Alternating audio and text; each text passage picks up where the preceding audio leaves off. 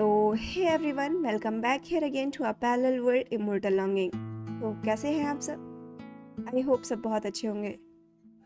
तो जैसा कि आपने पिछला पार्ट सुन ही लिया होगा, तो चलिए शुरू करते हैं आगे का पार्ट। Mist season 2 chapter 2।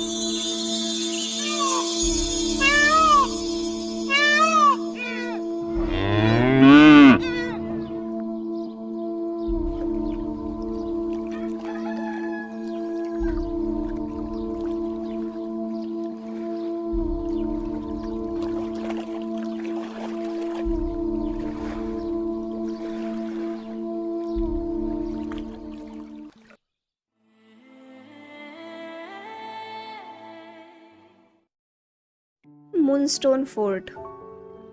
राजधानी एम्बर से 80 कोस की दूरी पर स्थित मारिया नदी के पास एक विराट पर्वत की चोटी पर मौजूद यह किला एक भव्य और अद्वितीय वास्तुकला का ऐसा उदाहरण है कि जैसे मानो स्वयं मदर मून गॉडेस ने अपनी चेतना की शक्ति से इस किले का निर्माण किया हो। यह किला अद्भुत और अकल्पनीय नक्काशियों से सुसज्जित है, जो आम लोगों की सोच से भी परे है, जिसे देखने के बाद तो आंखें स्तब्ध और मन मंत्रमुग्ध हो जाए। यानी कि मूनस्टोन का शाही महल, जो कि मिस्ट के अतीत में कभी राजा हंगमंगजुन का हुआ करता था। यह किला आकाश में एक प्रतिबिंब की तरह चमक रहा था, जिसके गगनचुंबी शिखर और बुर्ज तारों की ओर बढ़ रहे थे। किले की बाहरी दीवारों में एक शीतल आकाश दीप की रोशनी थी, जैसे कि वो चांद की शीतल किरणों को खुद में भरे हुए हो, चांदनी को खुद में समेटे हुए हो। ऊंची ऊंची दीवारें जो क्रिस्टल की तरह चमक रही थी, वो किले को चारों ओर से घेरे हुए थी, जिसमें इंद्रधनुष के रंग बिखरे हुए थे। और इसकी परछाई मारिया नदी के साफ पानी में ऐसे चमक रही थी कि जैसे मानो आसमान में जगमगाते हुए सितारे। कहा जाता है ये किला जितना ज्यादा खूबसूरत अभी दिख रहा है, उससे कई गुना ज्यादा खूबसूरत वो राजा हंगमंगजुन के समय हुआ करता था। लोगों का कहना है कि राजा हंगमंगजुन के समय इस किले में रोमांचक जीव वास किया करते थे, जैसे कि स्टारडस्ट रैबिट्स और मून फॉक्स। ऐसे पक्षियों का वास था जिनके पंख चांदी जैसे चमकते थे। पर अब यहाँ ऐसा कुछ नहीं है। अब यहाँ सब वीरान है। इनके चाहते राजा के जाने के बाद जैसे ये सब भी मानो गायब हो गए। भगवान जाने कहाँ चले गए, पर अब कोई नहीं दिखता। सब बस गायब हो गए। खैर, अतीत में चाहे जो भी हुआ हो, पर अभी भी इस किले की खूबसूरती पर ज्यादा फर्क नहीं आया। उस चीजों को अगर दरकिनारा कर दिया जाए तो बाकी सब वैसा ही है। जैसे किले के ऊपर आसमान में सफेद बादलों की बजाय अब काले बादल आ गए हैं, जो कभी नहीं जाते। ऐसी ही और भी कई छोटी मोटी चीजें। बस वही हाल किले के अंदर का भी है। किले के अंदर की खूबसूरती एक ऐसी दुनिया है जो सपनों और तिलस्मी कल्पनाओं से गढ़ी गई थी। दीवारों पर चमकदार चांदी और मूनस्टोन की जटिल कारीगरी थी, जिससे किले के अंदरूनी जगह एक अनोखी चमक आ रही थी। फर्श पर मखमली कालीनें बिछी हुई थी, जो कि किले की शोभा बढ़ा रही थी। दीवारों पर प्राचीन कहानियों और कथाओं को दर्शाने वाले मोज़ेक चित्र सजाए गए थे। इन चित्रों के माध्यम से आप किसी भी अन्य दुनिया की यात्रा कर सकते थे, किसी भी दूसरी दुनिया में जा सकते थे, जहां पर आप प्राचीन जादूगरों, राक्षसों, देवी देवताओं से मिल सकते थे।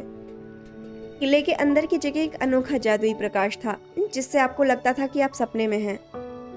यह रोशनी किले की दीवारों, फर्शों और चित्रों से चमक रही थी, जिससे किले के अंदरूनी हिस्सों पर भी एक अलग ही चमक आ रही थी। किले के अंदर एक अनोखे संगीत की आवाजें भी गूंजती रहती थी, जो कि शरीर की थकावट दूर करने के साथ साथ मन को शांत करने का भी काम करती थी। आपको एक अलग ही दुनिया में ले जाती थी, जिससे आपको लगता था कि आप किसी दूसरी दुनिया में हैं। ये संगीत, ये आवाजें किले की दीवारों से, फर्शों से और वहां लगे चित्रों से आती रहती थी। राजा हांगमंगजुन के समय यहाँ सब कुछ बहुत अलग था। सब में जान थी, सब अच्छा था। लेकिन अब वैसा कुछ नहीं है। अब ऐसी कोई आवाज़ यहाँ नहीं गूंजती। खैर, ये कोई चर्चा का विषय नहीं है, क्योंकि राजा हांगमंगजुन के जाने के बाद यहाँ कई सारी चीज़ें बदल गई। और अब कोई इन सब छोटी मोटी चीज़ों पे ध्यान नहीं देता। इन सब छोटी मोटी चीज़ों को छोड़ दिया जाए तो बाकी सब कुछ वैसा ही है, वैसा ही भव्य, वैसा ही विशाल, वैसा ही मन को मोहने वाला। खैर, वहीं के एक बड़े से हॉल में, जिसको अगर आम भाषा में कहा जाए तो रॉयल कोर्ट में, वहां के ठीक बीचों बीच एक बड़ा सा मूनस्टोन का शाही सिंहासन चमक रहा था, जो सभी प्रकार की तिलस्मी शक्तियों को नियंत्रित करता है, जिसको छूने की ख्वाहिश हर बाशिंदे की होती है। पर इस वक्त वो सिंहासन खाली था, क्योंकि हेडा उस पर नहीं बैठा था। खैर, फिलहाल तो इस दरबार में इस वक्त वहां के मंत्री बीटा फेरिस जरूर मौजूद थे और अपने जरूरी निजी रियासती कार्यों में लगे हुए थे। वो अपना काम कर ही रहे थे कि वहीं पर उनके सामने महल के दो सिपाही आते हैं और अपना सर झुकाकर उन्हें प्रणाम करते हुए बोलते हैं, बीटा फेरिस अमर रहे। जिस पर बीटा फेरिस में जवाब देते हैं, जिसके बाद उन्हीं दो सिपाहियों में से एक सिपाही वैसे ही अपना सर झुकाए हुए अपनी बात बोलता है, अपने आने की वजह बताता है। बीटा फेरिस, गुप्तचर ने खबर पहुंचाई है। कहो क्या खबर है? बीटा फेरिस खबर पूछते हैं, जिस पर वो सिपाही उन्हें बताता है, बीटा फेरिस, हमने जो रिपर्स छोड़े थे बगावत रोकने के लिए, वो सारे मारे गए हैं। क्या? रिपर्स मारे गए हैं? बीटा फेरिस हैरान होते हैं ये सुनकर। उन्हें ये विश्वास करने में ही कठिनाई हो रही थी कि ऐसा कैसे हो सकता है। मतलब ऐसा कैसे हो सकता है? ऐसा कैसे हो गया? उनके रिपर्स को मारना इतना आसान तो नहीं था।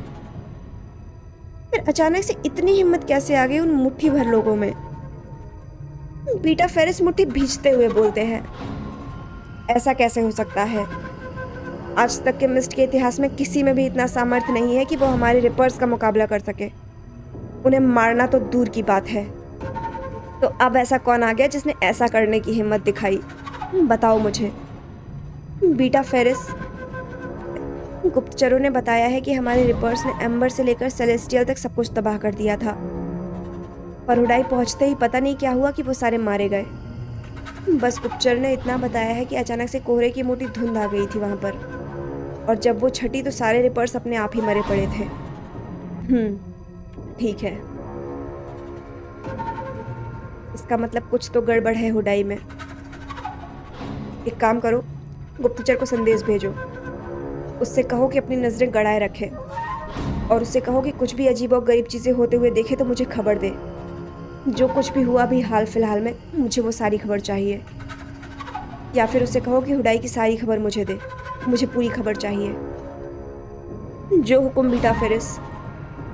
इतना बोलकर वो दो सिपाही वहां से चले जाते हैं, और वहीं उनके जाने के बाद अब बीटा फेरिस भी रॉयल कोर्ट से बाहर आ जाते हैं और एक झरोखे के पास खड़े होकर बाहर का नज़ारा देखने लगते हैं। वो झरोखे से बाहर ऊपर के काले आसमान को देख रहे थे, और साथ ही उन काले आसमान में मौजूद उन काले बादलों को भी।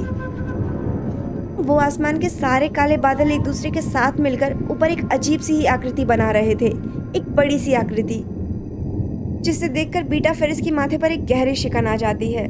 वो कुछ सोचते हुए खुद में ही बोलते हैं, ये तो अशुभ संकेत है हमारी दुनिया के लिए। ग्रहों की स्थिति ठीक नहीं चल रही। हवाओं का रुख बदला हुआ सा लग रहा है।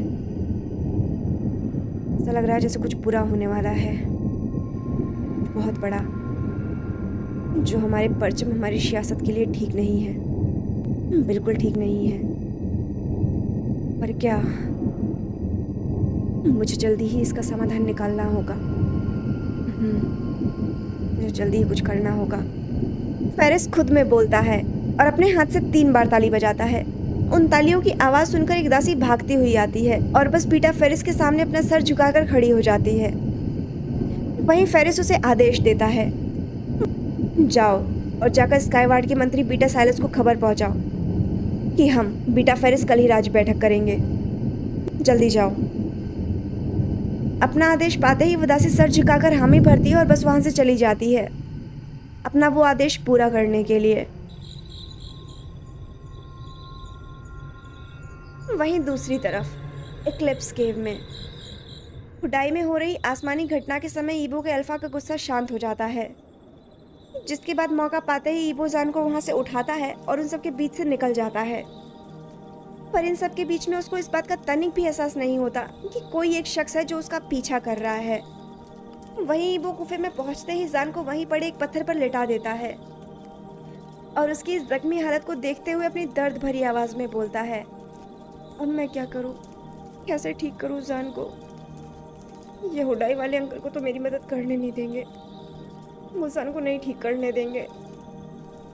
मैं क्या करूं, कैसे ठीक करूं तुम्हें, क्या करूं मैं। अंकल ने कहा था कि इसके शरीर में रिपर्स का जहर धीरे धीरे फैल रहा है। अभी तक तो वो और भी फैल गया होगा। अगर सही समय पे इलाज नहीं हुआ तो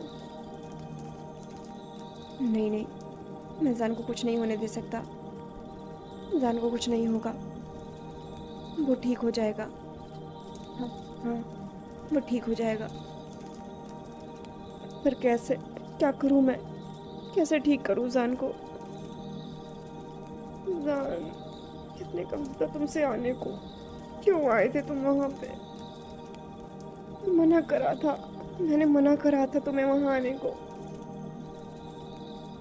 क्यों आए थे तुम वहां पे, मैंने मना किया था तुम्हें आने को। कैसे ठीक करूं मैं तुम्हें जान, कैसे ठीक करूं मैं तुम्हें।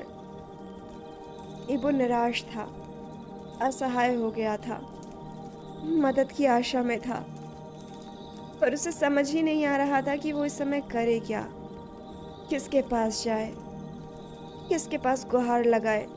कौन उसकी पुकार सुनेगा, कौन उसकी मदद करेगा। उसके खुद के पैक वाले इतने निर्दयी कैसे हो सकते हैं, किसी असहाय की मदद करने से किसी को कैसे रोक सकते हैं। इबो अपनी सोच में ही था कि तभी पीछे से उसे एक आवाज आती है, मैं इसको ठीक कर सकता हूँ युवा चावार। जिसे सुनकर इबो पीछे मुड़ता है, इस उम्मीद में कि ये किसने बोला, और क्या जिसने ये बोला, क्या वो सच बोल रहा है, क्या वो सच में जान को ठीक कर सकते हैं। पर ये यहाँ आए कैसे, क्या ये मेरा पीछा कर रहे थे।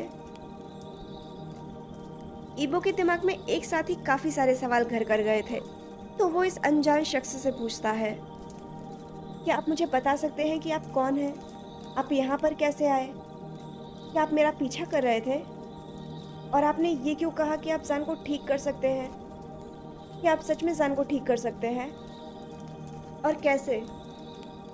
जिस पर वो अनजान शख्स जवाब देता है, तुम इसकी चिंता मत करो युवा चावर, मैं एक जादूगर हूँ और हुडाई में जो कुछ भी हुआ वो सब मैंने देखा, वो सब मेरी नज़रों के सामने हुआ, इसीलिए मैंने तुम्हारा पीछा भी किया। और हाँ, मैं सच कह रहा हूँ कि मैं ठीक कर सकता हूँ इस जख्मी चावर को, और उसमें तुम मेरी मदद करोगे।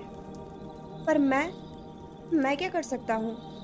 अंकल ने बताया था कि जान के शरीर में रिपर्स का जहर फैल गया है, और मुझे तो जड़ी बूटियों का नाम तक नहीं पता, तो मैं कैसे मदद कर सकता हूँ आपकी। ईबो अपनी बात जादूगर के सामने रखते हुए बोलता है, जिस पर वो जादूगर उसको समझाते हुए बोलता है, मुझे तुम्हारी किसी भी प्रकार की कोई भी जड़ी बूटी की जरूरत नहीं है युवा चावर, इसको मैं ऐसे ही ठीक कर सकता हूँ। मुझे सिर्फ तुम्हारे खून की जरूरत पड़ेगी। मेरे खून की? पर क्यों, मेरे खून की जरूरत क्यों पड़ेगी। आप मुझसे कोई छल तो नहीं कर रहे हैं ना बाबा, या फिर आप मुझे किसी प्रकार का कोई बेवकूफ समझ रहे हैं। साफ साफ बताइए कि आप कौन हैं। कहीं आप मेरी मजबूरी का कोई फायदा तो नहीं उठाना चाह रहे। जिस पर वो जादूगर ईबो की बात पर मुस्कुराते हुए बोलता है, नहीं, नहीं युवा चावर। अगर मुझे तुम्हारा कोई फ़ायदा उठाना ही होता, तो मैं वो जादुई ताकतों की मदद से कर सकता था। पर मुझे अभी सच में इस युवा चावर को ठीक करना है, अगर तुम्हारी अनुमति हो तो। पर आपको मेरा खून क्यों चाहिए? उसकी ज़रूरत क्यों पड़ेगी? इबो दोबारा से सवाल पूछता है, जिस पर वो जादूगर वापस जवाब देता है। इसका जवाब मैं तुम्हें बाद में दूंगा। फिलहाल मुझे इस घायल चावर का इलाज करने दो। ठीक है, पर मैं कैसे मान लूं कि आप हमारा कोई फ़ायदा नहीं उठाएंगे? मुझे माफ़ कर दीजिए जादूगर जी, पर इस वक्त मैं किसी भी अनजान पर भरोसा करने की बिल्कुल भी स्थिति में नहीं हूँ। इस वक्त मैं किसी भी अनजान पर भरोसा नहीं कर पा रहा। मैं समझ सकता हूँ तुम्हारी परेशानी युवा चावर, पर तुम मुझ पर विश्वास कर सकते हो। मैं तुम्हें निराश नहीं करूँगा। मैं इस घायल चावर का इलाज कर सकता हूँ। मैं इसको ठीक कर सकता हूँ। मुझ पे विश्वास करो और मुझे अपना काम करने दो। ठीक है, मैं आप पे विश्वास कर रहा हूँ, पर अगर मुझे कहीं भी कुछ भी गड़बड़ लगी, मैं आपको नहीं छोड़ूंगा। याद रखिएगा मेरी ये बात। इबो अंततः जादूगर की बात मान ही जाता है और जान का इलाज करने के लिए उनको परमिशन दे ही देता है। क्योंकि जो भी हो, अभी सिर्फ उसे जान को ठीक देखना है। उसे जान ठीक चाहिए। बाकी जो भी होगा वो बाद में देख लेगा। इसीलिए बस वो मान जाता है। जिसके बाद ईबो की मंजूरी पाकर वो जादूगर मुस्कुरा देता है और फिर इसके बाद वो जान के पास जाता है उसको देखने के लिए। वो उसे देखता है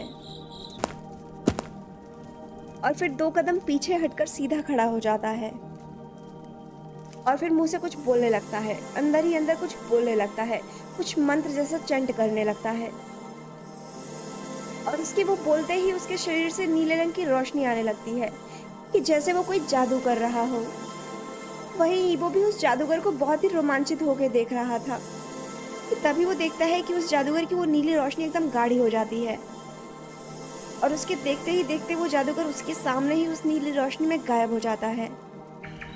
जिससे ही वो अचंभित हो जाता है और बस इधर उधर अपनी नजर दौड़ाने लगता है कि तभी अचानक से ही उसके सामने वही जादूगर आके वापस खड़ा हो जाता है और इस बार वो अपने काले पोशाक में था। हाथ में एक बड़ा सा डंडा था और उसके साथ ही उसके बगल में उसका एक छोटा सा गुलाम एल्फ भी था। उस जादूगर को ईबो अपने सामने वापस देखता है तो अचंभित होते हुए पूछता है, आप कहाँ चले गए थे अचानक से? जिस पर वो जादूगर मुस्कुराते हुए बोलता है, चिंता ना करो युवा चावर, मैं अपना जादुई डंडा और अपने एल्फ को अपने साथ लाने गया था। चलो अब हम अपना काम शुरू करते हैं। जादूगर की इतना कहते ही ईबो की नज़र उस एल्फ पर जाती है जो बस उसे ही देख रहा था और बस अपनी चमचमाती हुई आंखों से उसे देखकर मुस्कुरा रहा था। वहीं ईबो भी उसे अपनी सहज भरी दृष्टि से देख रहा था और फिर वो जादूगर को उसी को देखते हुए बोलता है, ठीक है चलिए। इसके बाद तीनों जान के पास जाकर खड़े हो जाते हैं। इसके बाद वो तीनों जान के पास जाकर खड़े हो जाते हैं और वो छोटा सा एल्फ जान जहाँ जिस पत्थर पे लेटा हुआ था वो उस पत्थर के ऊपर चढ़ जाता है और वहाँ चढ़ के खड़ा हो जाता है। और यहाँ इस वक्त ये माहौल कुछ ऐसा था, इनकी जान इस समय बीच में लेटा हुआ था और उसके अगल बगल ये 2 लोग खड़े हुए थे। एक साइड ईबो खड़ा था और उसके सर की तरफ जादूगर खड़ा हुआ था और वो एल्फ जान के पत्थर के ऊपर चढ़ गया था। इसके बाद वो जादूगर अपना काम करना शुरू करता है। वो अपने मन में ही मंत्र बोलना शुरू करता है और फिर इसके बाद वो ईबो से कहता है, युवा चावार, अपने बाएं हाथ का अंगूठा जान के इंद्रियों के बीचों बीच रखो। जिससे सुनकर ईबो उसकी बात मानते हुए अपने बाएं हाथ का अंगूठा जान के इंद्रियों के बीचों बीच रख देता है, यानी कि माथे पर, दोनों आईब्रोज के ठीक बीचों बीच। वहीं उसके पीछे उसके अंगूठे के ऊपर वो एल्फ भी अपना छोटा सा अंगूठा रख देता है और वो जादूगर एक बार फिर अपने मंत्र बोलने में लग जाता है। वहीं वो कभी जान को देख रहा था तो कभी उस जादूगर को। उसे ये सब कुछ अलग सा, कुछ नया सा लग रहा था। वहीं जादूगर के मंत्र पढ़ने के साथ साथ जान के माथे पर भी कुछ हरकत शुरू हो जाती है। खैर, एक सुनहरी ऊर्जा उसके माथे पर दिखने लगती है। ईबो जान के माथे पर वो सुनहरी ऊर्जा देखता है जो कि अलग ही तरीके से चमक रही थी, तो वो दंग रह जाता है। तो वो उस जादूगर से ही पूछता है, जादूगर, ये क्या हो रहा है? जादूगर बाबा, जिसका जवाब वो जादूगर ना देकर वो छोटा सा एल्फ चुप रहने का इशारा करते हुए देता है। जिसे देखकर ईबो भी शांत हो जाता है और बस सामने देखने लगता है। वहीं कुछ पल बीतने के बाद वो जादूगर ईबो से वापस बोलता है, अपना दायां हाथ दो युवा चावर। जिस पर ईबो अपना दायां हाथ आगे बढ़ा देता है उस जादूगर के सामने, जिसके बाद वो जादूगर ईबो के हाथ में कोई सुई जैसी छोटी नुकीली चीज चुभाता है, जिससे ईबो के अंगूठे से खून निकलने लगता है और वो जादूगर उस खून की एक छोटी सी बूंद उस एल्फ के अंगूठे पर टपका देता है, जो कि जान के माथे पर रखा हुआ था। ईबो के खून की बूंद टपकते ही एल्फ और जादूगर दोनों ही अपनी आंखें वापस से बंद कर लेते हैं और फिर से कुछ मंत्र बोलने में लग जाते हैं। और फिर इसके तुरंत बाद ही वापस से जान के शरीर में कुछ हरकत होना शुरू हो जाती है। उसकी नसों में हरे रंग का कुछ दौड़ने लगता है और धीरे धीरे वो हरा रंग लाल होने लगता है और लाल होते होते उसकी नसें बिल्कुल साधारण, बिल्कुल पहले जैसी हो जाती है, जैसे कि उसके शरीर का सारा जहर बाहर निकाल लिया गया हो। उसका शरीर अब नीला नहीं दिख रहा था, बल्कि पहले जैसा साफ, सुंदर, मनमोहक हो गया था, जिसे देखकर ईबो की आंखें वापस से चमक उठती हैं। वो बहुत खुश हो जाता है, उसके मन में खुशी की लहर दौड़ जाती है। उसके मन की खुशी उसकी आंखें साफ साफ बयां कर रही थी। उसके चेहरे पर अभी कुछ देर पहले जो परेशानी झलक रही थी, अब उसकी जगह सुकून ने ले ली थी। ईबो का मन हर्ष और उल्लास से भर गया था। वहीं अब वो एल्फ और वो जादूगर अपनी आंखें खोल देते हैं। जान की इंद्रियों के ऊपर से अपना अंगूठा हटा लेते हैं और अंगूठा हटाते ही जान के माथे से जो अभी तेज नीली रोशनी आ रही थी, वो अचानक से ही गायब हो जाती है, जिसके गायब होते ही एल्फ को एक झटका सा लगता है। उसके मुंह से खून बाहर आ जाता है। वो खून की उल्टी कर देता है, जिससे देखकर ईबो जादूगर से फिक्र भरी आवाज में पूछता है कि आपके एल्फ को क्या हो गया। कुछ नहीं, उसे कुछ नहीं होगा, वो बस घायल चावर का जहर खुद पे ले रहा था और कुछ नहीं। खैर, ये चावर अब खतरे से बाहर है और अब जल्दी ही इसे होश आ जाएगा। जिस पर ईबो बस हामी में अपना सर हिलाता है और जान की तरफ अपनी प्यार और स्नेह भरी नजर से देखने लगता है, जो अभी भी उसके सामने अपनी बंद आंखें किए हुए बेहोश पड़ा हुआ था। ईबो उसके सर पर प्यार से हाथ फेरते हुए, उसके सर को सहलाते हुए उस जादूगर से बोलता है, आपका बहुत बहुत शुक्रिया जादूगर बाबा। अगर आप नहीं होते तो शायद मैं जान को।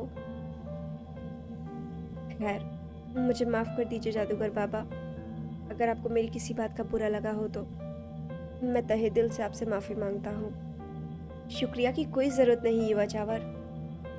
तुम्हारी और इस घायल चावर की मदद करना हमारा फर्ज है, और वैसे भी हम नहीं करते तो कोई और करता। कोई और नहीं तो कोई और करता। किसी ना किसी को तो करनी ही थी, और अगर कोई नहीं करता तो ये जंगल खुद करता। मदद तो मिलनी ही थी। वो जादूगर बोलता है, जिस पर ईबो अपना संदेश सामने रखते हुए बोलता है, पर जादूगर बाबा, अंकल ने तो बताया था कि राजा हांगमंगजुन के जाने के बाद ये जंगल अब किसी की मदद नहीं करता। तो फिर आप ये कैसे कह सकते हैं कि ये हमारी मदद करता? आपको ऐसा क्यों लगता है कि ये हमारी मदद करता? भला हमारी मदद क्यों करेगा वो? ईबो के इस सवाल पर वो जादूगर सिर्फ मुस्कुरा देता है और वही मुस्कुराते हुए बोलता है, उसका जवाब तो तुम्हें खुद ही जानना होगा युवा चावर। तुम खुद ही जान जाओगे युवा चावर। बस थोड़ा समय लगेगा। उचित समय आने पर सारे राज खुद ब खुद ही खुल जाएंगे और सब कुछ तुम खुद ब खुद ही जान जाओगे। फिलहाल के लिए तो तुम सिर्फ इतना जान लो युवा चावर कि तुम और जान कोई साधारण चावर नहीं हो। जल्दी ही एक दिन ऐसा आएगा कि तुम दोनों खुद ब खुद ही सब कुछ जान जाओगे। तब तक के लिए सिर्फ इतना समझ लो कि तुम और जान एक दूसरे के पूरक हो। तुम दोनों सोल बॉन्डेड हो। जान मेरा सोल बॉन्ड है? पर जादूगर बाबा, जहां तक मुझे पता है कि बॉन्डिंग तो हमेशा ओमेगा और अल्फा के बीच में होती है ना, तो फिर जान और मेरा कैसे हो सकता है?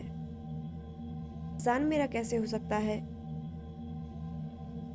ईबो के इस सवाल पर वो जादूगर ईबो को अपनी बात समझाते हुए बोलता है, चावार सोल बॉन्ड का मतलब आत्मबंधन होता है, यानी कि आत्मा का बंधन। और वो जरूरी नहीं कि सिर्फ ओमेगा और अल्फा के बीच में ही हो, वो किसी के साथ भी हो सकती है। और इसीलिए जान और तुम एक दूसरे के पूरक हो, सोल बॉन्डेड हो। युवा चावार, तुम दोनों एक दूसरे के बिना अधूरे हो। इसीलिए जब तुम पर संकट आएगा तो जान को पता चल जाएगा और जान पर कोई मुसीबत आएगी तो वो तुम्हें पता चल जाएगी।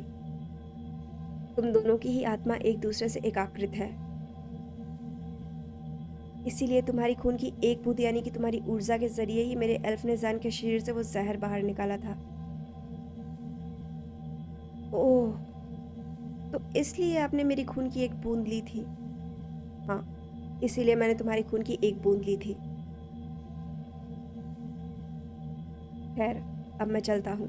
जान का और अपना ख्याल रखना, और कुछ भी ज़रूरत हो तो लो, ये कौड़ियाँ ले लो। इसकी मदद से तुम जब चाहो जहाँ चाहो मुझे बुला सकते हो। अब मैं चलता हूँ। शुक्रिया। इतना बोलने के बाद वो जादूगर ईबो के हाथ में वो कौड़ियाँ दे देता है, जिसको ईबो ले भी लेता है। और फिर वो जादूगर और उसके साथ वो एल्फ दोनों वहाँ से गायब हो जाते हैं। और अब इस समय जान और ईबो वहाँ उस गुफे में अकेले बचते हैं। जान जो बेहोश था और ईबो जो वहीं उसके बगल में बैठा था, उसको देख रहा था और उसके सर को बहुत ही प्यार से सहला भी रहा था। ईबो अब जान के सर को सहलाना छोड़कर उसके हाथ को अपने हाथ में ले लेता है और बस उसका हाथ पकड़कर वही उसके चेहरे को देखने लगता है, उसके उस मासूम से चेहरे को। वो बस उसी को देख रहा था, जान के इस प्यारे से चेहरे को अपनी आंखों में बसा रहा था। जान का ये मासूम सा चेहरा देखकर ईबो के दिल में कई सारे अनकहे अनछुए जज्बात उमड़ रहे थे। वो एक खिंचाव सा महसूस कर रहा था जान की तरफ, पता नहीं क्यों, पर बस उसे जान से जुड़े रहने की फीलिंग आ रही थी। उसे ऐसा महसूस हो रहा था कि जैसे वो जान से जुड़ा है। उसके दिमाग में उस जादूगर की वो सारी बातें रह रह कर याद आ रही थी, बस वही उसके दिमाग में घूम रही थी। जो कुछ भी अभी उसने कुछ देर पहले बोला, वो सब उसे रह रह कर याद आ रहा था। दिल कह रहा था कि विश्वास करे, आंख बंद करके विश्वास कर ले, मान ले कि हाँ, उस जादूगर ने जो कहा वो सब सच है, जान उसका है।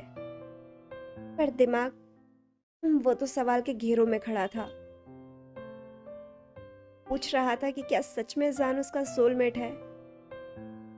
सच में? क्या अभी वो जो जादूगर बोल के गया वो सब सच में सच है? क्या जान सच में उसका है? क्या वो जान को लेकर वो सब कुछ सोच सकता है जो शुआन अपने भविष्य में मिलने वाले सोलमेट के लिए सोचता है? क्या सच में कभी जान उसका हो सकता है? क्या सच में हम सोल बॉन्डेड है जान? क्या सच में तुम मेरे सोलमेट हो?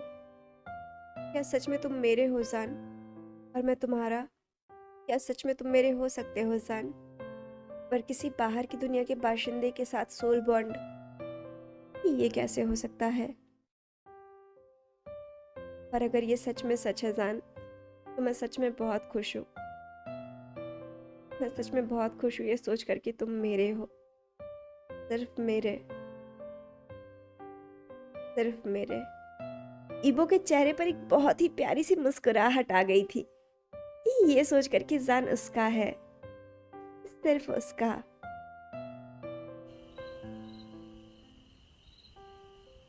और इसी खुशी के साथ वो बस अनजाने में ही उसके होठों पर किस कर लेता है, एक सॉफ्ट सी प्यारी सी छोटी सी किस। और फिर उसे अचानक से ही ध्यान आता है कि जब उसका मेट आएगा तब क्या होगा। और फिर जान, वो भी तो दूसरी दुनिया का है ना। इस बात से तो ही वो एक बार फिर परेशान हो जाता है, वो उदास हो जाता है और अपनी उदासी भरी आवाज में बोलता है, पर क्या तुम मेरे साथ रहना चाहते हो जान? क्या तुम यहाँ पर रहना मेरे साथ? क्या तुम यहाँ मेरे लिए मेरे साथ रहना नहीं चुन सकते? क्या तुम ही मेरे मेट नहीं हो सकते जान? तुम मुझसे दूर मत जाओ ना जान। मैं नहीं चाहता कि तुम मुझसे दूर जाओ, पता नहीं क्यों, मैं बस नहीं चाहता कि तुम मुझसे दूर जाओ। काश मैं भी तुम्हारे साथ रह सकता, काश मैं तुम्हें रोक सकता, पर मैं तुम्हें यहाँ भी तो नहीं रख सकता ना। आखिर तुम इस दुनिया के नहीं हो और तुम्हें भी तो उसी दुनिया में जाने का मन है। वहाँ तुम्हारे लोग हैं, तुम्हारे अपने लोग। काश मैं तुम्हें रोक सकता, काश तुम मेरे साथ रह सकते। ईबोजान से बातें करते करते खुद ही मन में कुछ सोचने लगता है और खुद से ही पूछता है, क्या सच में जंगल ने ही हमारी मदद की थी? और वो साधारण वाली बात, ऐसा क्या है जो हम दोनों को जानना बाकी है? इबो ऐसे ही जान का हाथ पकड़े हुए अपने दिमाग से कुछ सवाल सोचता, उनका जवाब खुद में ही पूछता पूछता वहीं बैठे बैठे सो जाता है। और ऐसे ही कुछ देर बाद सुबह हो जाती है और ये काली रात खत्म हो ही जाती है। खैर, सुबह हो गई थी। काल की काली रात आखिरकार चली गई थी। संकट के बादल फिलहाल के लिए तो छट ही गए थे। सूरज ने अपनी किरणों को चारों ओर एक बार फिर से फैला दिया था। पक्षियों ने अपना सुर छेड़ना एक बार फिर से शुरू कर दिया था और अपने मधुर मधुर गीतों से पूरे वातावरण को शांत और मनमोहक बना रही थी। पेड़ पौधों ने भी अपना काम करना शुरू कर दिया था, पूरे वातावरण को साफ और शुद्ध बनाने का। वहीं एम्बर से लेकर हुडाई तक सब फिर से पहले जैसा बसाना शुरू कर दिए थे। जो भी नुकसान हुआ था उसे वो सब दोबारा ठीक करने में लग गए थे। कुछ अपने कच्चे घर वापस बना रहे थे तो कुछ अपनी टूटी दुकानों की मरम्मत कर रहे थे। अगर एक शब्द में बोला जाए तो सब अपने गांव का पुनः निर्माण कर रहे थे। वहीं हुडाई में भी इस वक्त यही सब हो रहा था। आम चावर, बीटास, ओमेगा सबके सब अपने अपने काम में लगे हुए थे। वहीं हुडाई के हेड अल्फा, उनके बीटास और भी बाकी सारे कई एल्डर्स इस वक्त सारे एक साथ बैठे कल की आकाशवाणी की घटना को लेकर चर्चा कर रहे थे। उन्हीं में से एक एल्डर बोलता है, हमें एक बार शुआन से पूछना चाहिए। मुझे लगता है कि शायद शुआन जानता हो। हमें एक बार शुआन से पूछना चाहिए, उसकी मदद लेनी चाहिए और उन्हें वापस लाने की कोशिश करनी चाहिए। उनसे माफ़ी मांगनी चाहिए और उन्हें विश्वास दिलाना चाहिए कि हम दोबारा ऐसी कोई गलती नहीं करेंगे। जिस पर वहीं बैठे एल्डर बीटा हामी भरते हुए बोलते हैं, हाँ बिल्कुल सही कह रहे हैं आप एल्डर। हमें अपने मसीहा के साथ रहना चाहिए, उनकी मदद करनी चाहिए। आखिर जंगल ने हमें एक बार और मौका दिया है तो हमें इस मौके को गंवाना नहीं चाहिए। इसीलिए हमें उन्हें ढूंढना होगा, हमें उन्हें वापस लेकर आना होगा। हम उन्हें वापस लेकर आएंगे। ठीक है फिर हीलर जेम्स, आप शुआन से पूछ कर देखिए कि अल्फा ईबो और वो चावर कहाँ है। शायद उसको कुछ पता हो और मैं अपने बीटास को उन्हें ढूंढने के लिए निकालता हूँ। शायद उन्हें कोई खबर मिल जाए। हेड अल्फा ईबो के अंकल यानी कि हीलर जेम्स से बोलते हैं, जिस पर हीलर जेम्स भी हामी भरते हैं और फिर इसके बाद अल्फा भी अपने कुछ बीटास को लगा देते हैं जान और ईबो को ढूंढने के लिए। वहीं दूसरी ओर इक्लिप्स केव में ईबो और जान दोनों ही सो रहे थे।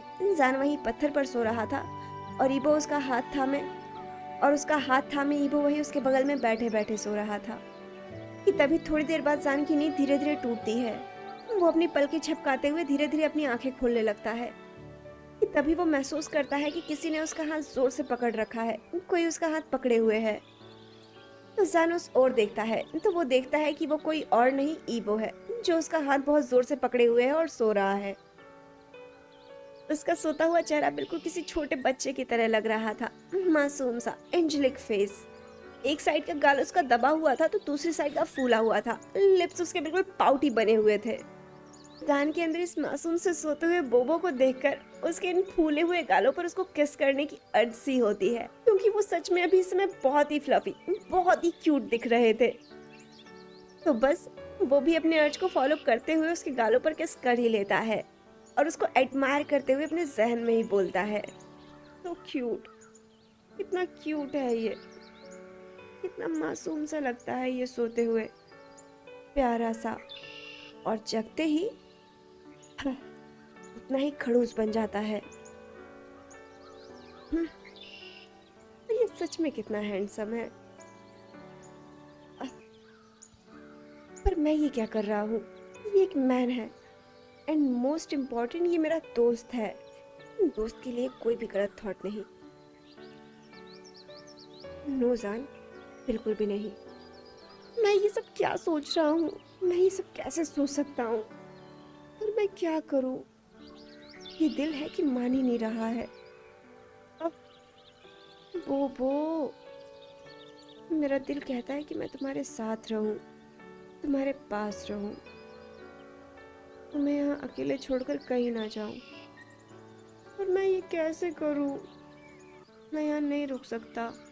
वहाँ मॉम भी है, मेरा वेट कर रही होगी। परेशान होगी वो, ढूंढ रही होगी मुझे। मुझे जाना ही होगा मॉम के पास। पर क्या जब मैं चला जाऊंगा, क्या तुम भी मेरे लिए परेशान होगे बोबो? याद करोगे क्या मुझे? शायद नहीं, शायद तुम नहीं करोगे, पर मैं होऊंगा परेशान। मैं तुम्हें याद भी बहुत करूंगा। मुझे तुम्हारी बहुत याद आएगी।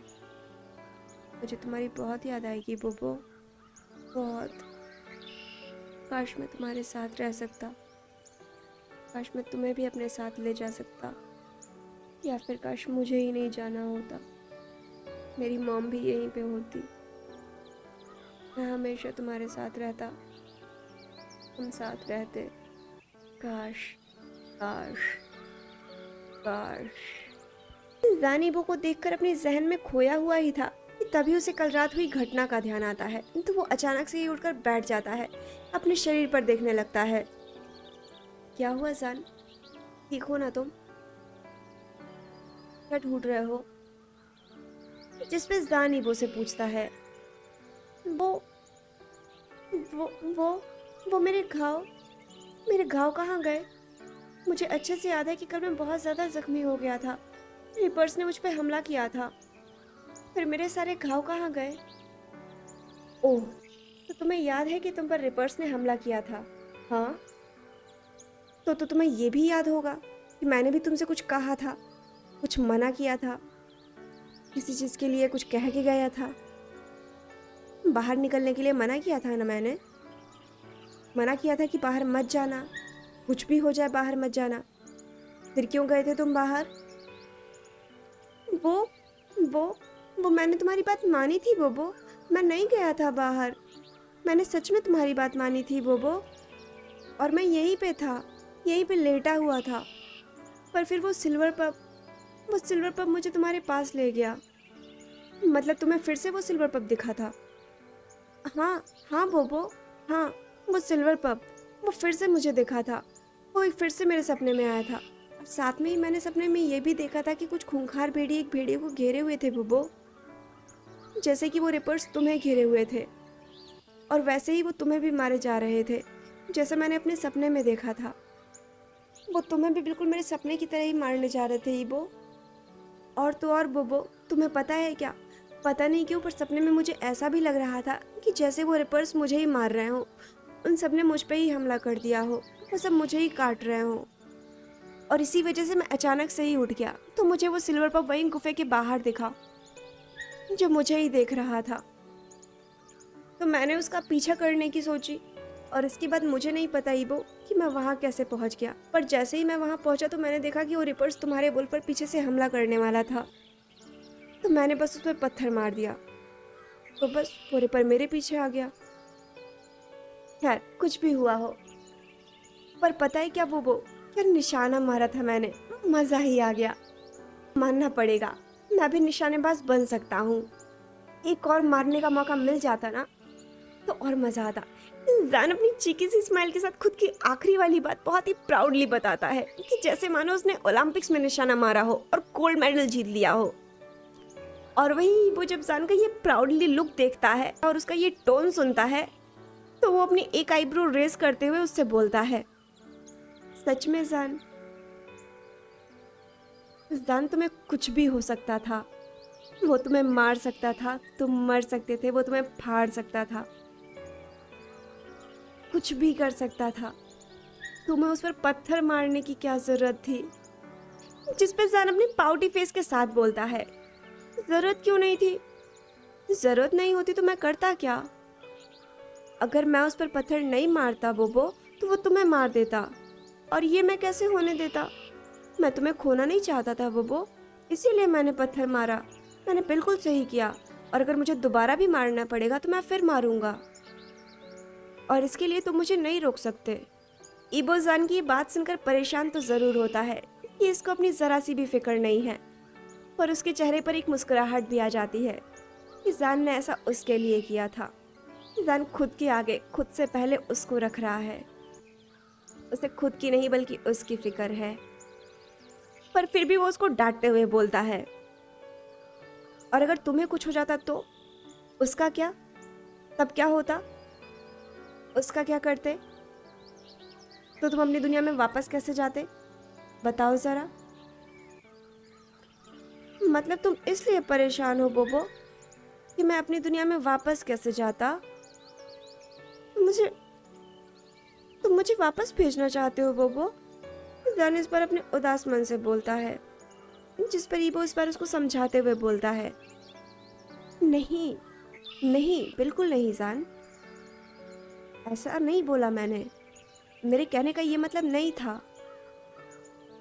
तुम भी मेरे लिए खास हो, बहुत खास हो, समझे? मैं सच में परेशान हूँ। अगर सच में तुम्हें कुछ हो जाता तो क्या करता मैं? कुछ नहीं होता मुझे बोबो। देखो, देखो, मैं एकदम ठीक हूँ, पूरी तरह से ठीक हूँ। तुम्हारे सामने बैठा हूँ, बोल रहा हूँ। मैं बिल्कुल ठीक हूँ। देख लो, चाहे खुद ही देख लो। पर बोबो, मेरे बेहोश होने के बाद क्या हुआ था? मैं कैसे बचा वहां से? और वो रिपर्स, क्या वो रिपर्स चले गए? और हुडाई वाले, वो सब कैसे हैं? सब ठीक तो है ना? जानिबो को दिलासा देते हुए कल के बारे में पूछता है, जो कुछ भी वहां हुआ। जिस पर ईबो जान को जवाब देते हुए बोलता है, वो कल रात जब तुम बेहोश हो गए थे तो कोहरे की एक मोटी धुंध आ गई थी। शायद वो धुंध जहरीली थी, इसीलिए उसमें सारे रिपर्स मारे गए। हाँ, मतलब मेरे बेहोश होने के बाद? पर ये धुंध पहले क्यों नहीं आई बोबो? और बोबो, अगर वो धुंध जहरीली थी तो फिर तो हुडाई वालों पर भी असर हुआ होगा उसका। वो सब ठीक तो है ना? हाँ जान, वो सब लोग बिल्कुल ठीक है, उन्हें कुछ नहीं हुआ है। और तुम अब आराम करो, मैं तुम्हारे लिए कुछ खाने का बंदोबस्त करता हूँ। ठीक है, अब लेट जाओ। हम्म, ठीक है, पर जल्दी आना। मैं जल्दी आऊँगा, तुम आराम करो। इसके बाद ईबो वहाँ से बाहर चला जाता है कुछ खाने का लाने के लिए। और जान, अब बचता है अकेला जान वहाँ पर। तो अभी उसके पास कोई काम नहीं है करने को, तो बस वो भी आराम से लेट जाता है, जैसा कि ईबो कह के गया कि आराम करो। तो वो बस आराम करने के लिए दोबारा लेट जाता है। वहीं दूसरी तरफ मूनस्टोन के किले में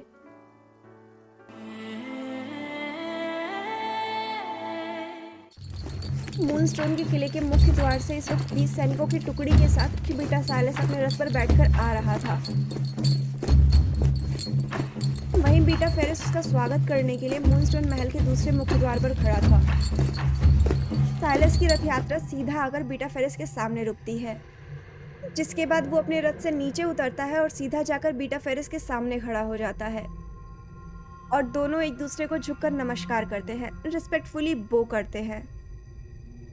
जिसके बाद बीटा फेरिस बोलते हैं, उम्मीद करता हूँ कि आपको यहाँ तक पहुँचने में ज़्यादा कठिनाइयों का सामना नहीं करना पड़ा होगा बीटा साइलस। जिस पर बीटा साइलस सामने बीटा फेरिस को मॉक करते हुए बोलता है, ये आपने क्या बात कह दी बीटा फेरिस। भला अपने ही राज्य में कैसी कठिनाई? वो तो मैं ज़रा मूनस्टोन को नज़दीक से देखने में लग गया था, इसीलिए महल पहुँचने में ज़रा देरी हो गई। उम्मीद करता हूँ कि मेरी वजह से आपको ज़्यादा कोई तकलीफ नहीं हुई होगी। आप हमारा इंतज़ार करके थके नहीं होंगे। अरे नहीं नहीं, क्या बात कर रहे हैं आप बीटा साइलस? कोई दिक्कत नहीं है, अपनों का इंतज़ार करने में किस बात की थकान। चलिए अब महल में चलते हैं, उसके बाद बैठ के बात करते हैं। जी जी, चलिए चलिए, चलिए बीटा फेरिस। बीटा फेरिस बोलते हैं, जिस पे साइलस भी हामी भरता है और फिर दोनों एक दूसरे के साथ महल के अंदर चले जाने लगते हैं। वहीं दूसरी तरफ हुडाई गांव में हुडाई में जेम्स भी शुआन से ईबो के बारे में पूछते हैं, जिस पे शुआन उन्हें साफ मना कर देता है कि वो नहीं जानता कि उसका दोस्त कहाँ है।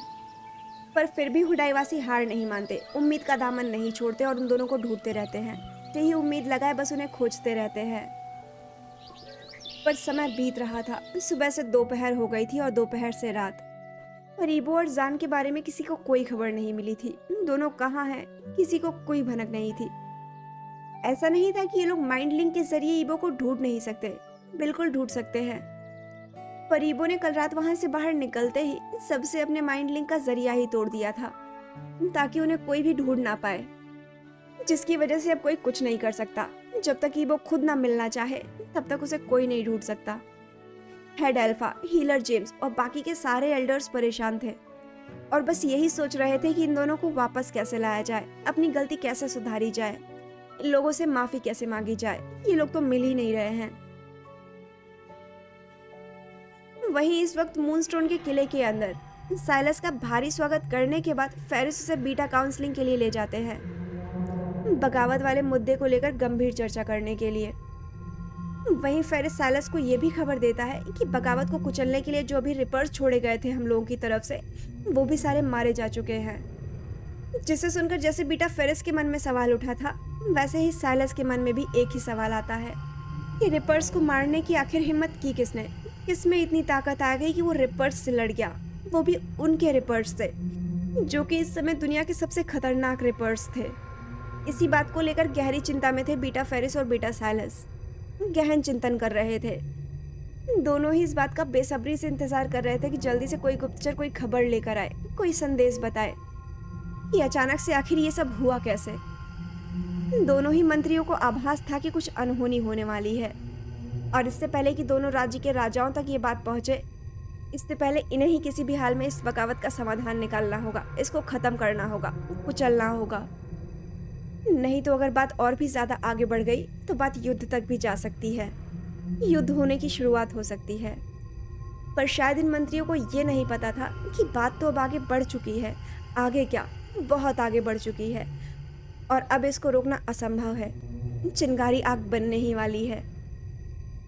खैर, कुछ घंटे बीतने के बाद, काफी गहरी चर्चा करने के बाद ये बैठक खत्म होती है, और इसके बाद बीटा फेरिस अपना फैसला सुनाते हैं कि पूरे मूनस्टोन में जासूसों को चौकन्ना कर दो, जहां भी सेना बनती दिखे उन्हें वहीं मार दो, और लोगों को राशन देना बंद कर दो, सिक्के देना बंद कर दो, और जहां से भी हंग मंगजुन का नाम उठे उन्हें तुरंत ही ये सजाएं दी जाएं। पहला, आत्मा का कारावास। दूसरा, श्रापित अमरता। तीसरा, अनंत यातना। चौथा, आग का गड्ढा। पांचवा, दुख का पहिया। छठवां, राक्षस योनि में परिवर्तन। Tower of torment, labyrinth of reflection, realm of shadow, दुष्कर्मों की परछाई, और भी ऐसी कई सारी यातनाएं। ऐसी यातनाएं जो शरीर पे नहीं, सीधा रूह पे असर करती हैं। शरीर से रूह निकाल ली जाए और फिर उस रूह के सामने उस शरीर को यातना दी जाए। ये फैसला लेते ही दोनों बीटा फरमान को किंग हेडा के पास ले जाने का हुक्म देते हैं, और सिपाही भी बिना किसी संकोच के उनसे वो फरमान ले लेता है और हेडा के पास ले जाने लगता है। वहीं दूसरी तरफ इक्लिप्स केव में ज़ान और ईबो दोनों ही इस वक्त गुफे में थे और आराम कर रहे थे। पर इसका मतलब ये नहीं था कि ज़ान का दिमाग भी आराम कर रहा था। बिल्कुल नहीं। वो तो दुनिया का सबसे मुश्किल काम है। ज़ान का दिमाग और आराम, दोनों एक फ्रेम में कभी फिट नहीं आते। हाँ, तो वही हाल यहाँ पर भी है। एक्चुअली इस समय ज़ान गुफे के अंदर तो है, और वो गुफे के अंदर लेटा भी है, और पड़े पड़े वो बेचारा बोर हो रहा है। तभी उसके दिमाग में कुछ आता है, तो वो वही सोचते हुए ईबो से बोलता है, बोबो, मुझे बाहर घूमने का मन हो रहा है।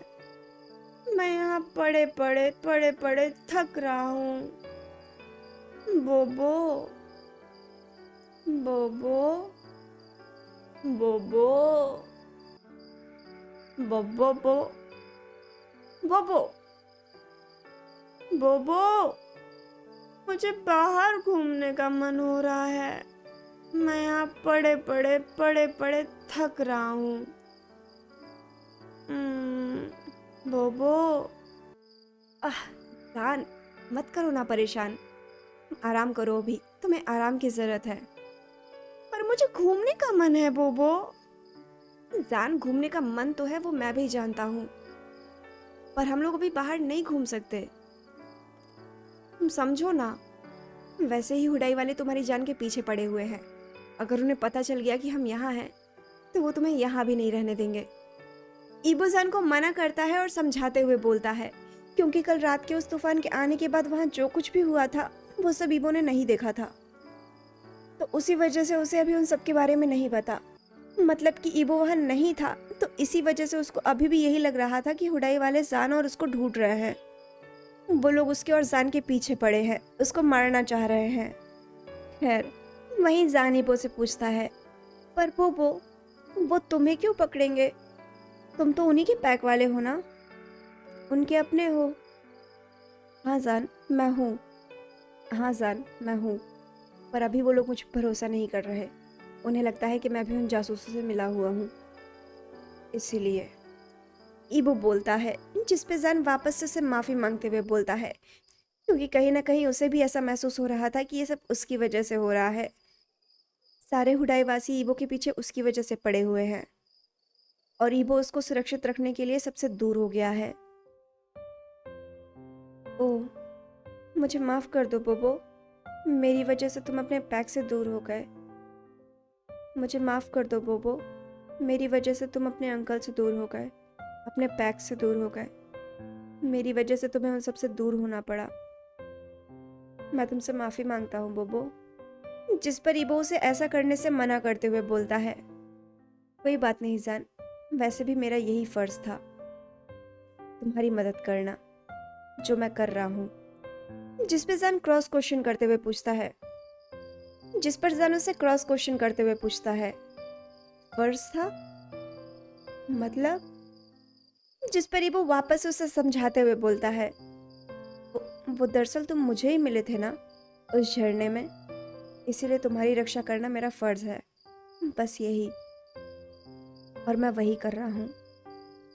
तो मतलब तुम मेरे पास सिर्फ अपने फ़र्ज़ के लिए हो बोबो, और कुछ नहीं है इसके अलावा? हमारे बीच में? क्या मैं तुम्हारे लिए तुम्हारे फ़र्ज़ के अलावा और कुछ नहीं हूँ?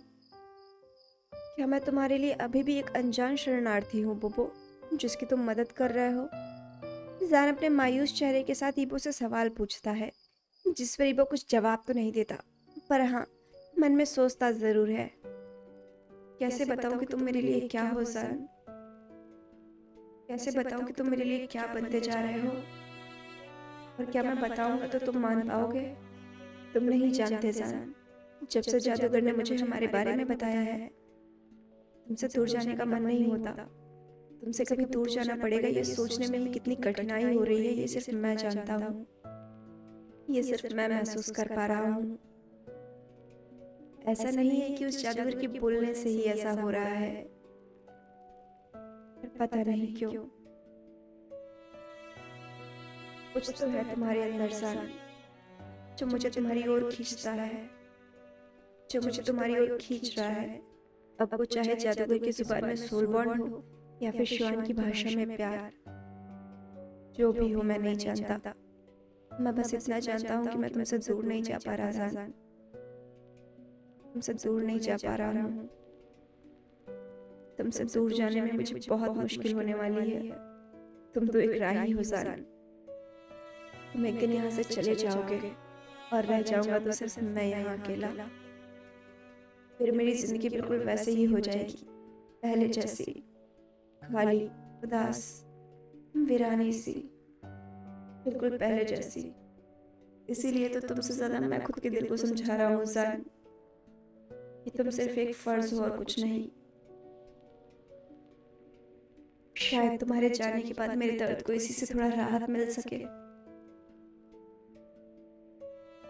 पर शायद उसके दिल की आवाज़ इतनी तेज थी कि वो कहीं ना कहीं जान के दिल तक भी पहुंच गई थी। उसने कुछ तो महसूस किया था, पर क्या? तभी जान बोलता है, क्या बात है बबो, तुम कुछ चिंता में लग रहे हो, कुछ सोच रहे हो क्या? क्या मैंने इतना कठिन सवाल पूछ लिया बोबो, जो तुम्हें इतना सोचना पड़ रहा है? तुम इतना सोच रहे हो? जान की ये बात वो टालते हुए बोलता है, कुछ नहीं जान जान, तुम्हें घूमना था ना, चलो मैं तुम्हें आज जंगल घुमाता हूँ, उठो। ईबो के मुंह से जान घूमने का नाम सुनता है तो वो उठ के बैठता नहीं है, बल्कि सीधा कूद के खड़ा हो जाता है और पुरानी सारी बातों को तुरंत भूल जाता है, बिल्कुल 1 सेकंड के अंदर, और अपनी चमचमाती हुई आंखों के साथ उसे बोलता है, तुम मुझे घूमने ले जाने वाले हो बोबो? हम लोग घूमने जा रहे हैं। चलो चलो, मैं तैयार हूँ, चलो हम लोग चलते हैं, जल्दी चलते हैं। जिसे देखकर तो ईबो के चेहरे पर भी वही मुस्कुराहट आ जाती है और बस वो हामी भरते हुए उठकर खड़ा हो जाता है। और फिर जान और वो दोनों साथ में चल देते हैं इक्लिप्स केव के बाहर, जंगल के रास्ते। वहीं दूसरी तरफ मूनस्टोन का किला, हेडा का महल। अगर देखा जाए तो हेडा का महल मिस्ट की दुनिया में मूनस्टोन का दूसरा अजूबा है।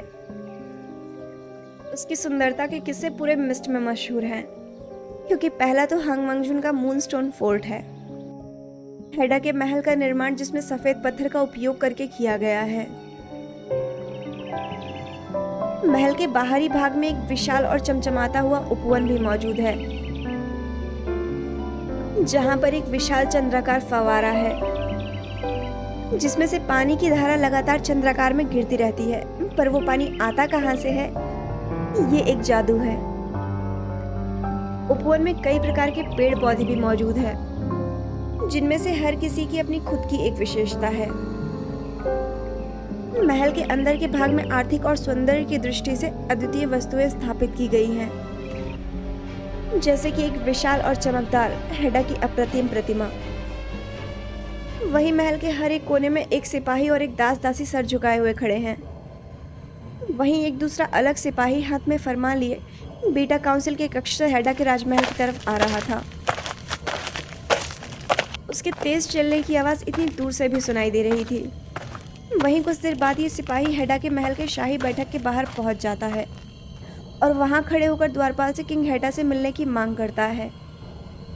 वहीं वो द्वारपाल जो बाहर खड़ा था, जिससे ये सिपाही मांग कर रहा था, वो बोलता है, माफ कीजिए, पर आप अभी उनसे नहीं मिल सकते। किंग हेडा अभी इस वक्त अंदर नहीं है। जिस पर वो सिपाही बोलता है, ठीक है, ये फरमान जाकर किंग हेडा के बैठक में रख दो और उन्हें बता देना कि बीटा फेरिस ने राज्य के लिए कुछ नए कानून बनाए हैं और उन्हीं पर वो शाही मोहर चाहते हैं। जिसके बाद वो द्वारपाल सिर झुकाकर उस सिपाही की बात पर हामी भरता है और वो फरमान सिपाही के हाथ से लेकर हेडा के बैठक में चला जाता है। पूरे बैठक में सूरज की रोशनी फैली हुई थी। पूरा बैठक इस समय सूरज की रोशनी से चमक रहा था। वहीं 6 छोटी छोटी रॉयल कुर्सियां भी लगी थी। वहीं उन रॉयल कुर्सियों के सामने एक जगह पर काले रंग का तिलस्मी पिंजरा भी रखा हुआ था, जिसमें वही ऑलिव ग्रीन आंखों वाला सिल्वर व्हाइट पप कैद था और उसी छोटे से पिंजरे में बैठा हुआ था और अपनी उन्हीं मासूम सी आंखों से सामने की ओर देख रहा था। वहीं उस सिल्वर पप के बगल में एक ब्राउन थ्रोन भी रखा हुआ था, जो देखने में तो राज्य के शाही सिंहासन से छोटा था, पर उस पर भी कई वुल्फ की नक्काशी बहुत ही अद्भुत तरीके से की गई थी। वो सारे वुल्फ की नक्काशियां बहुत ही साफ साफ आक्रोश और क्रूरता को दर्शा रही थी।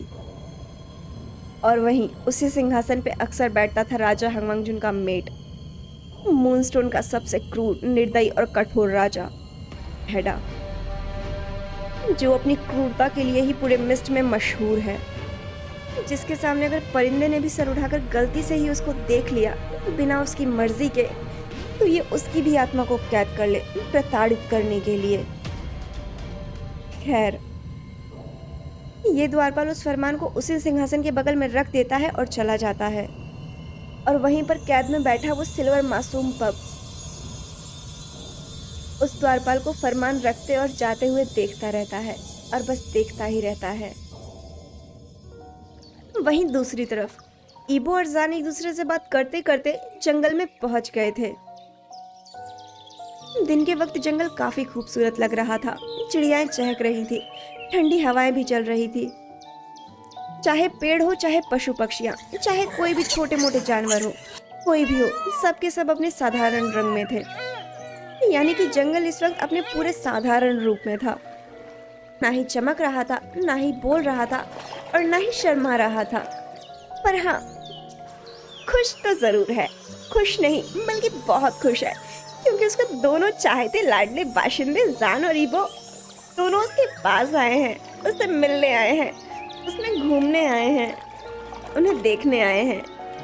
इसीलिए वो खुश है। जान और ईबो इस वक्त एक दूसरे के साथ थे और उन्हें ये देखकर बहुत खुशी हो रही थी और उसी खुशी के चलते वो भी अंदर ही अंदर झूम रहे थे। वहीं जान और ईबो भी एक दूसरे से बात कर रहे थे। वो दोनों भी एक दूसरे में बिजी थे, तो कोई ज्यादा इधर उधर ध्यान नहीं दे रहा था, स्पेशली एक खरगोश दांत वाला प्राणी। तो इस समय हर कोई बस सुरक्षित था, कोई खतरे की बात नहीं थी, अपने में मजे कर रहा था। खैर, वहीं जान और ईबो एक दूसरे से बात कर रहे थे, या ये कह लो कि सिर्फ जान ही कह रहा था, क्योंकि बोबो तो पता नहीं क्या अपने ही ख्यालों में खोया हुआ था। पता नहीं क्या उधेड़ बुन कर रहा था कि तभी जान, जो इतनी देर से ईबो से बात कर रहा था और खुद ही बोले जा रहा था, वो ध्यान देता है कि ईबो कहीं खोया हुआ है। तो वो उससे पूछता है, क्या हुआ बोबो, तुम कुछ सोच रहे हो? जिस पे ईबो अपनी सोच से बाहर आते हुए बोलता है, कुछ नहीं, तुम बताओ क्या कह रहे थे तुम अभी? तुम कुछ छुपा रहे हो ना बोबो, क्या बात है, बताओ, क्यों परेशान हो, क्या सोच रहे हो?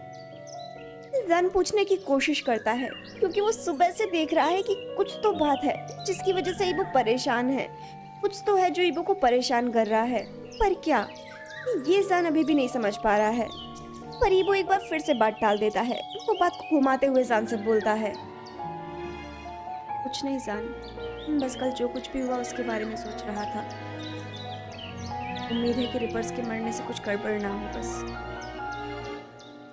रिपर्स के मरने से क्या गड़बड़ हो सकता है बोबो? अरे तुम नहीं जानते जान, बहुत कुछ गड़बड़ हो सकता है।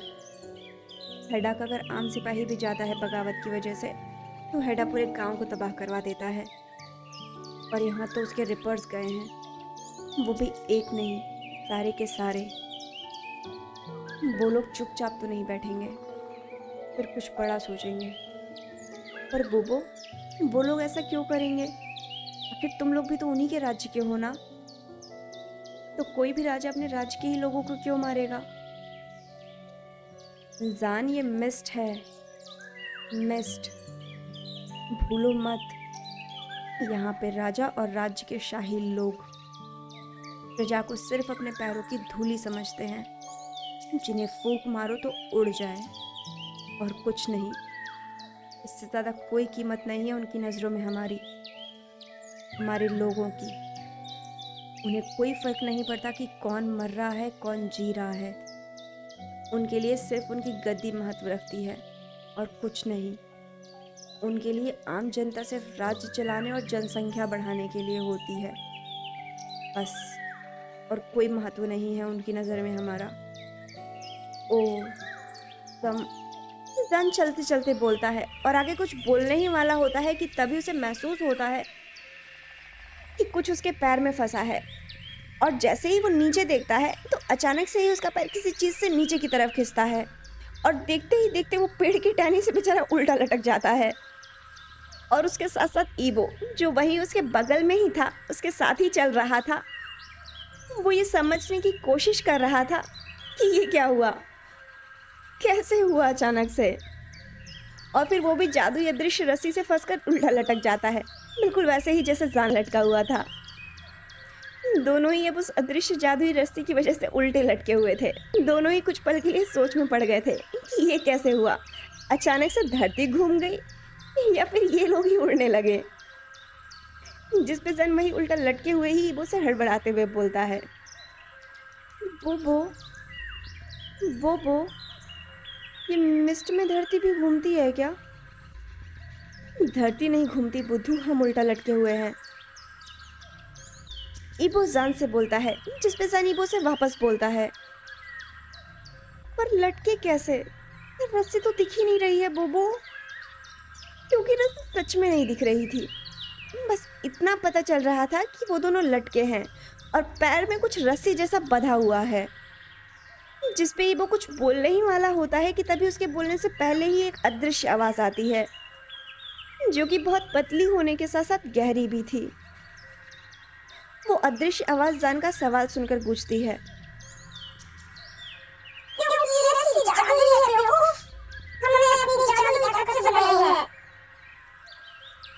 जिस पे जान, जिसे वो आवाज़ वाला प्राणी दिख नहीं रहा था, तो वो वो कंफ्यूजन में बोबो से ही पूछता है, बोबो, ये मेरे कान गूंज रहे हैं या किसी ने सच में मेरे सवाल का जवाब दिया? नहीं जान, तुम्हारे कान नहीं गूंज रहे हैं, बल्कि ये सही है। तुम्हारे सर के नीचे खड़े इस छोटे से जानवर ने बोला है। ईबो जो जान के बगल में ही लटका हुआ था, वो जान के नीचे खड़े इस छोटे से 2 फुट के लंबे जानवर, जिसके कान एल्फ जैसे हैं, चेहरा बिल्ली जैसा है, सिर पर सींगे हैं, शरीर के पीछे लंबी लोमड़ी जैसी पूंछ है और आवाज़ तो बिल्कुल आम चावट जैसी है, उसको आश्चर्य भरी नजरों से देखते हुए बोलता है, जिसे सुनकर जान और भी ज़्यादा क्यूरियस हो जाता है उसको देखने के लिए। और फिर वो बड़ी मशक्कत करने के बाद उस अतरंगी जानवर को अपनी आंखों के सामने देखता है, जो उसकी नज़रों में बहुत ही क्यूट और छोटा सा था, जिसको वो आराम से उठाकर एक जगह से दूसरी जगह पर रख सकता है।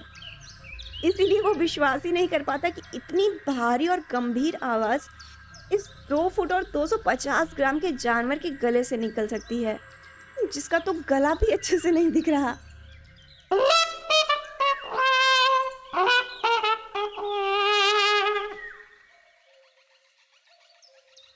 विश्वास करना थोड़ा कठिन है, तो ये बोल कैसे सकता है?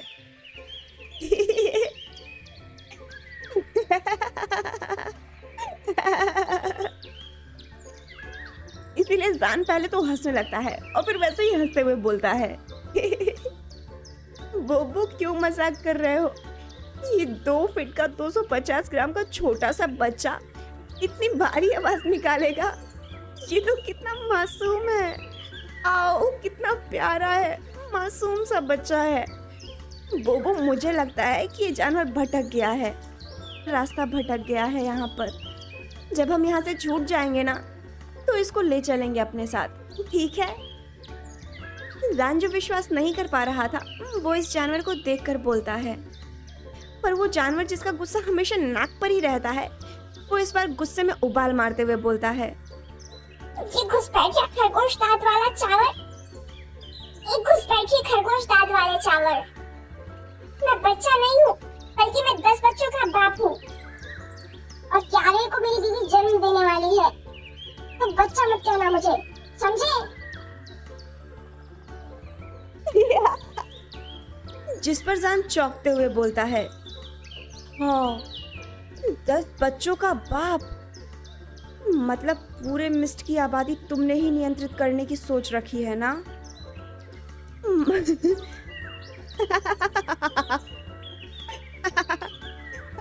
इस बात पे तो जान की हंसी कंट्रोल नहीं होती, वो और दुगनी तेज से हंसते हुए बोलता है, देखो बच्चे, क्या मैं तुम्हें पागल लगता हूँ कि जो तुम कहोगे वो मैं मान लूंगा? हाँ? और तुम मुझे खरगोश बिल्कुल नहीं बुला सकते। मैं तुम्हारा खरगोश नहीं, सिर्फ बोबो का खरगोश हूँ, तो तुम मुझे खरगोश मत बुलाओ, समझे बिल्ले? वो अतरंगी जानवर बिल्ला नाम सुनकर और चिढ़ जाता है। वो वैसे ही चिढ़ते हुए बोलता है, ये बिल्ला मत बोलो मुझे। लगता है कि तुम्हें अंदाजा भी नहीं है कि तुम्हारे साथ अभी क्या होने वाला है यहाँ पर, इसीलिए इतनी बोली आ रही है तुम्हें। खैर, लटके रहो यहाँ पर ऐसे ही, जब तक मेरी सेना नहीं आ जाती तब तक। ओह, तुम्हें बुरा लग गया बिल्ले? तुम्हें बिल्ला ना बोलो तो और क्या बोलूं, छोटी सींग वाले बिल्ले? वैसे तुम पे ये एल्फ के कान में काफी जच रहे हैं, बिल्कुल तुम्हारी पर्सनालिटी से सूट कर रहे हैं। जान उस जानवर को और भी ज्यादा चढ़ाते हुए बोलता है, जिसपे वो अतरंगी जानवर और भी ज्यादा चढ़ जाता है। वो इस पर ईबो की तरफ मुंह कर लेता है और उससे बोलता है, अपने साथी को समझा लो घुसपैठिए, नहीं तो इसकी वजह से तुम भी जाओगे। जिस पर ईबो, जो वहीं इतनी देर से छूटने की कोशिश कर रहा था, वो अब जान को शांत कराते हुए इस जानवर से बोलता है, क्या आप हमें बता सकते हैं कि आपने हमें इस तरह से पकड़ा क्यों है? हमें इस तरह से कैद क्यों किया है? क्योंकि तुम दोनों बिना हमारी इजाजत के हमारे इलाके में आए हो। क्या तुम लोग जानते नहीं हो ये बात कि हम लोग तुमसे नफरत करते हैं? वो जानवर गुस्से में बोलता है, जिस पर ईबो अपनी शांत आवाज में बोलता है, हमें माफ कर दीजिए, हमें पता नहीं था कि ये आपका इलाका है, हम तो यहाँ सिर्फ घूमने आए थे। यहाँ पर हर कोई यही बोलता है कि उसे नहीं पता कि वो यहाँ कैसे आ गया या फिर वो यहाँ सिर्फ घूमने आया था। और जब हम लोग उस पर विश्वास कर लेते हैं तो वो लोग हमें धोखा दे देते हैं। तुम जैसे लोग ही हमें धोखा देते हैं। वो बिल्ले जैसी शक्ल वाला जानवर बोलता है। पर आप ऐसा क्यों कह रहे हैं? हमने ऐसा क्या किया है जो आप हमसे इतनी नफरत करते हैं? ईबो वापस से उस बिल्ले से सवाल करते हुए पूछता है। क्योंकि तुम्हारे लोगों की वजह से ही हमने हमारे कबीले का पुराना राजा खो दिया। इसी वजह से तुम जैसे लोग जब भी यहाँ आते हैं तो हमारा कबीला उसे बंदी बनाकर कबीले के सामने ले जाता है। वो जानवर गुस्से में बोलता है, जिस पे इस बार जान दोबारा उससे गुस्से में बोलता है। अरे तो हमें क्यों उल्टा लटका रखा है? हमने थोड़ी मारा है तुम्हारे राजा को। जाओ उसको ढूंढो जिसने मारा है।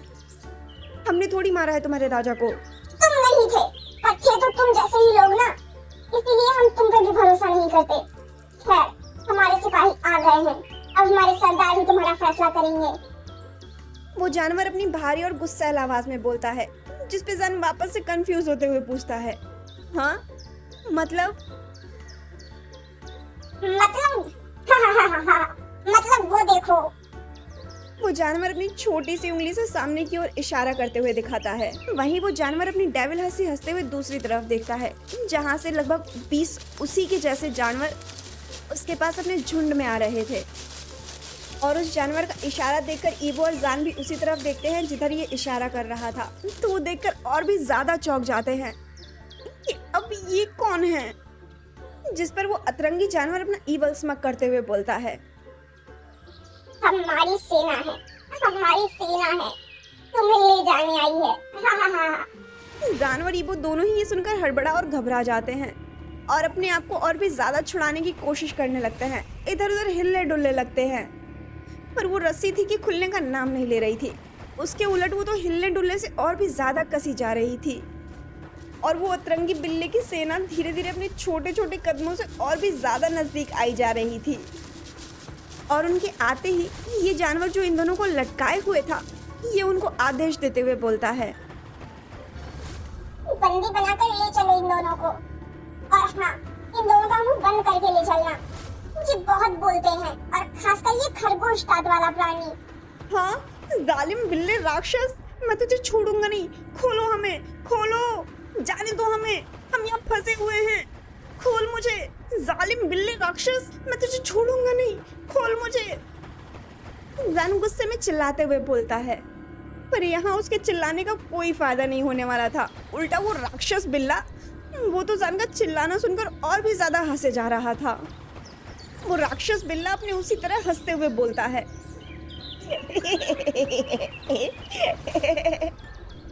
अब तुम्हारे छटपटाने का कोई फायदा नहीं होगा अतरंगी खरगोश। अब तुम्हारे चिल्लाने का कोई फायदा नहीं होगा। अब तुम्हारे ले जाने का समय आ गया है अतरंगी खरगोश।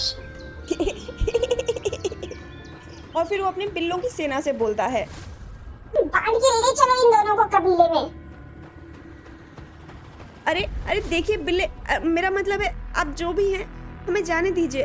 हमने सच में जानबूझकर ये सब नहीं किया। हम नहीं जानते थे कि ये आपका इलाका है। हम यहाँ जानबूझकर नहीं आए थे। हमें जाने दीजिए, हमें जाने दीजिए, कृपा करके हमें जाने दीजिए। ईबो अपनी नरम आवाज में बोलता है, ये सोचकर कि ये बिल्ला मान जाएगा, पर ये बिल्ला मानना तो दूर बोलना तक बंद कर देता है। सुनता ही नहीं है वो किसी की बात। उसके उलट वो बिल्ला ईबो की बात को पूरी तरह से नजरअंदाज करते हुए वो बिल्ला अपनी सेना से बोलता है, अब ले चलो इन दोनों को, इनका फैसला हमारे सरदार ही करेंगे। इसके बाद वो जान और ईबो के मुंह को अच्छी तरह से बांध देते हैं ताकि उनके मुंह से एक और शब्द और ना बाहर निकल सके। और फिर उनको पेड़ के तने से नीचे उतार लेते हैं और पेड़ के तने से नीचे उतारकर उनका हाथ और पैर सब कुछ और भी ज्यादा अच्छे से बांध देते हैं। अपनी अदृश्य रस्सी से उनको पूरी तरह से टाइटली बांध देते हैं ताकि ये लोग भाग ना पाए और हाथ पैर ना चला पाए। और फिर उन्हें लेकर चल देते हैं अपने कबीले की तरफ, अपने कबीले के रास्ते।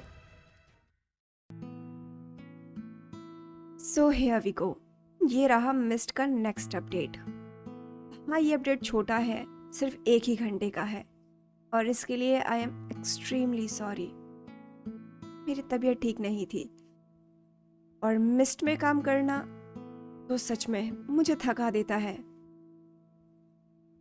खैर, जो भी हो, फाइनली मैंने 1 घंटे का अपडेट कर ही दिया। तो अब आप बताइएगा कि आपको आज का पार्ट कैसा लगा।